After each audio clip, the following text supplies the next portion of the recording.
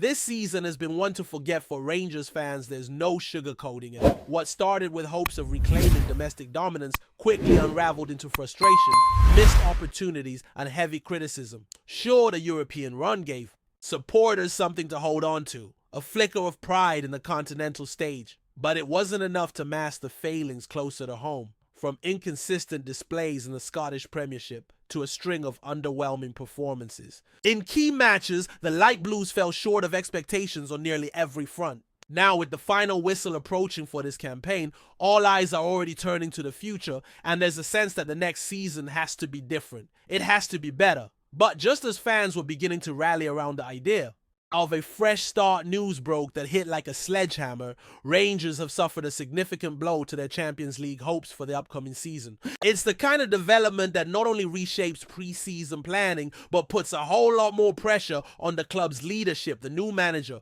and even the incoming owners. You see, there was a very real chance that Rangers could have received a welcome boost in the qualification path for next year's Champions League. Thanks to their coefficient and the right combination of results elsewhere in Europe, the club might have entered the third qualifying round, buying them more time to prepare the squad, finalize recruitment, and get their tactical setup right before crunch time. But that possibility depended on Athletic Bilbao winning the Europa League and finishing in a Champions League place in La Liga, a scenario that would have opened the door for Rangers to climb a step higher in the qualifying ladder. Unfortunately, that door was slammed shut at Old Trafford. Despite a brief moment of hope when the visitors took the lead, thanks to a thunderous strike, Manchester United quickly took control of the tie put in the game, and Bilbao's dream well out of reach. That result more than just ending. Athletic's European ambitions directly impacted Rangers, with Bilbao out the Ibrox side now enter the Champions League in the second qualifying round. And that changes everything.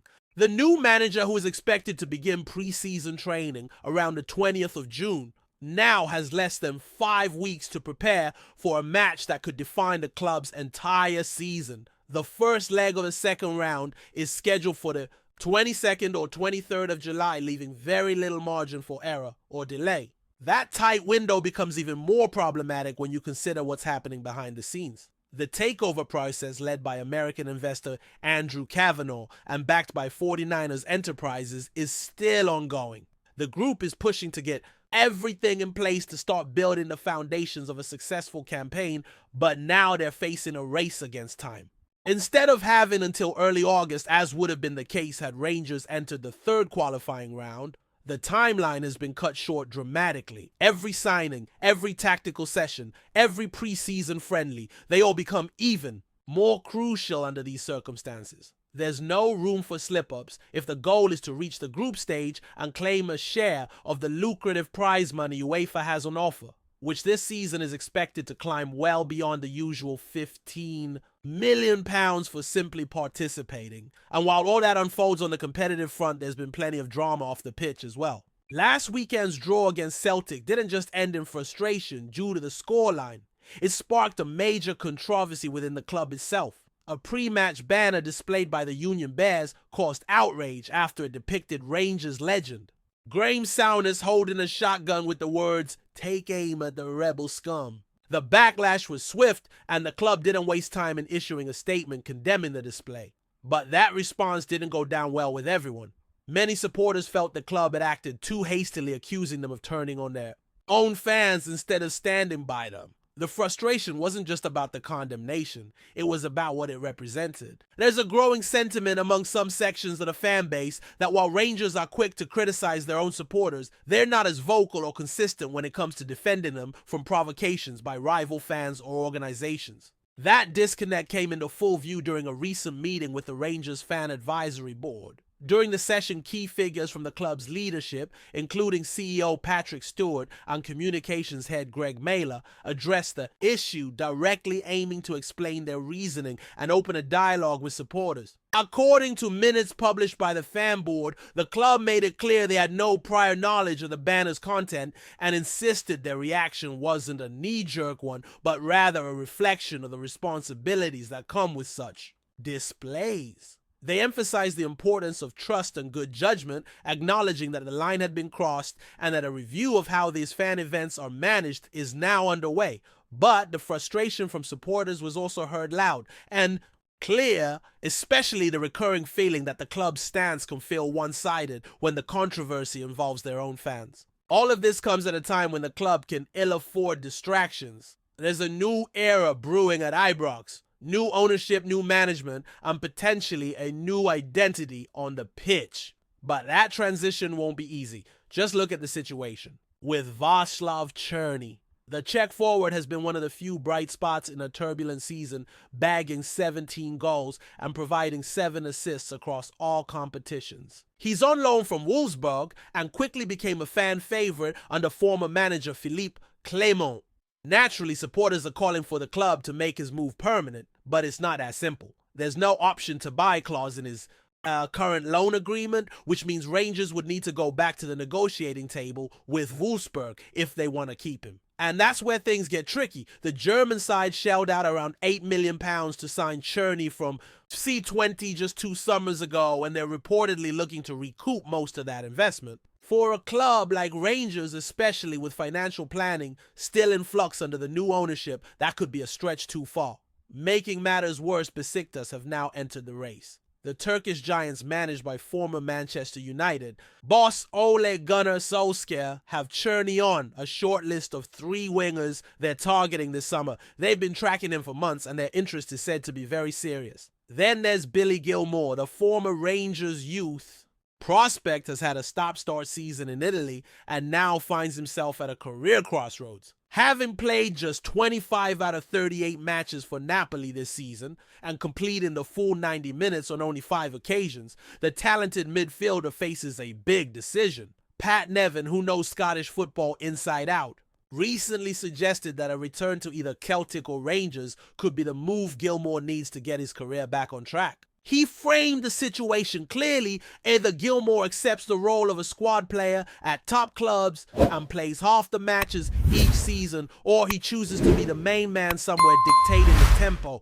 and playing consistently. And when you look at Rangers' midfield setup, the need for a creative controlling presence is obvious. Someone who could be the next Barry Ferguson or fill the boots of Callum McGregor at Celtic. It's that kind of player Gilmour has the potential to become. But for now, it all remains uncertain. The only thing that's clear is that the next few weeks will be absolutely crucial for Rangers. From boardroom meetings to training pitches, from player negotiations to Champions League qualifiers, the pressure is on. Fans will be hoping that the club can not only respond to the setbacks, but rise above them and finally turn the page on what's been a season to forget. While the disappointment of this season continues to weigh heavy on the fan base, there's a genuine urgency now pulsing through every corner of Ibrox. It's not just about bouncing back. It's about rebuilding, regaining identity, and restoring belief. That starts with having the right pieces in place both on the pitch and off it.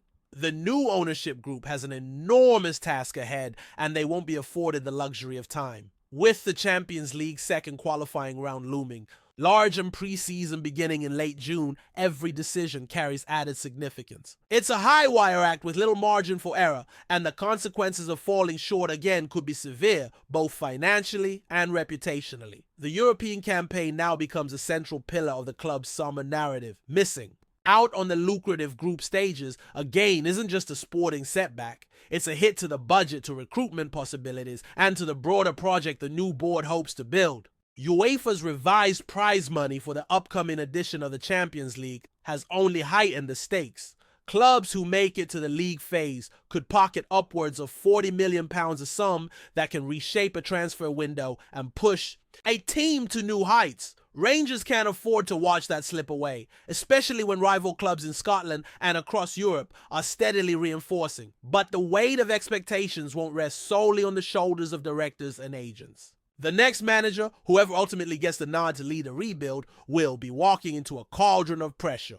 He'll need to unify a squad that's lacked cohesion in key moments, get the best out of players whose form has dipped, and integrate whatever new faces arrive in record time. He'll also have to win over a fan base that's grown impatient, not just with results, but with the feeling that the club hasn't always matched their passion and pride. The early fixtures in European competition will feel like more than just qualification ties. They'll be auditions for the season ahead. At the same time, transfer speculation continues to swirl around several key players. Cherney's situation has become a flashpoint for supporters, especially given the number of loan signings that have come and gone without any real continuity. The idea of watching a player deliver goals and assists all season only to return to his parent club, or worse, join another European side, is tough to swallow for fans desperate for stability. Rangers can't afford to keep missing opportunities to secure long-term assets. If they want to compete consistently at home and abroad, the revolving door strategy has to stop.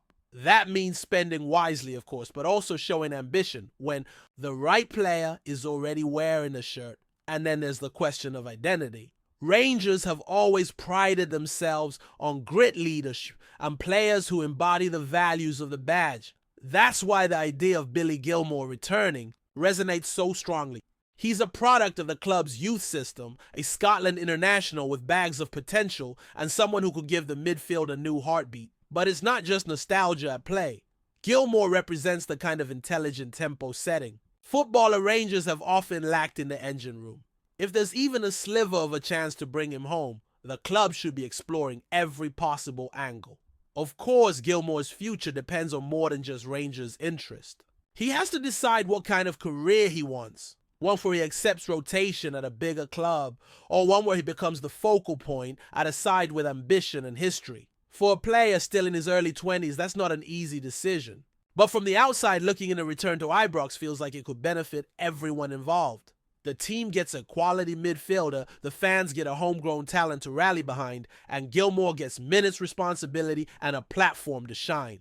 But time is the enemy. Everything that needs to happen, the managerial appointment, the ownership transition, pre-season logistics, transfers in and out, must be executed at pace and with precision. There's no slow build here. The season effectively begins in mid-July. With that opening European fixture, and Rangers need to hit the ground sprinting, not jogging. Any delays or missteps could snowball quickly and undo whatever optimism remains among the support. And make no mistake, the fan base is watching closely. The banner controversy last week was more than just a disagreement about taste or decorum. It revealed deeper frustrations about communication representation and the feeling that supporters aren't always heard or respected. The response from the club, while measured, reignited an age-old tension between management and the terraces. Who speaks for Rangers and who truly understands what the badge means? Those are questions that won't go away easily, especially if results on the pitch don't improve. That's why this summer feels so pivotal. It's not just another off-season, it's a turning point. A reset. The kind of moment where a club either finds its way again or continues to drift. Rangers have been here before. They've faced adversity, criticism, and uncertainty. But they've also shown time and again that when the club is united, players, fans, staff, and ownership is capable of achieving remarkable things. Whether that unity returns over the next few months may define not only the success of the next campaign, but the trajectory of the next several years. Will this be the summer that marks a new era or just another chapter in a frustrating cycle of transition? That answer will come quickly, because the countdown to the Champions League has already begun. Before we continue, make sure to subscribe to our channel and turn on notifications to get all the exclusive news about Rangers FC. Don't overlook any details about your beloved team. It's crucial for Rangers FC fans.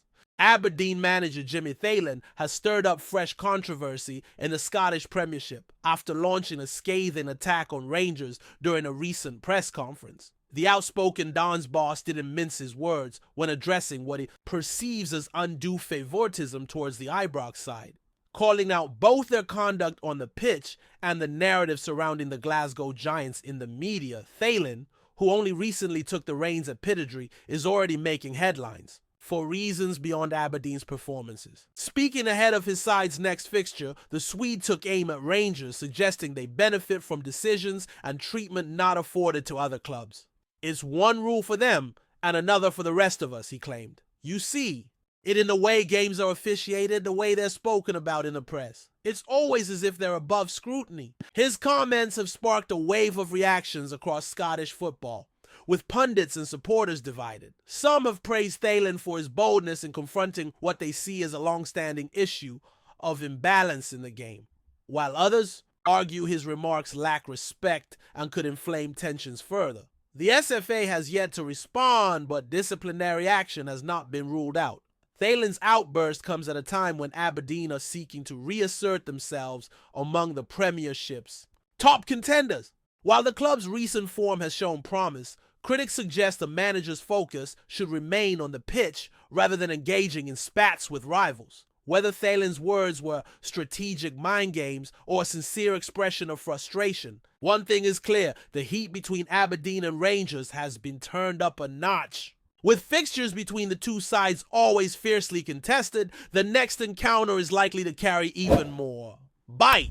Greetings, fans. Make sure to hit that like button and subscribe to the channel, as it's greatly appreciated by Rangers FC. And don't forget to share your thoughts on the news in the comments section below. Until the next video, stay tuned.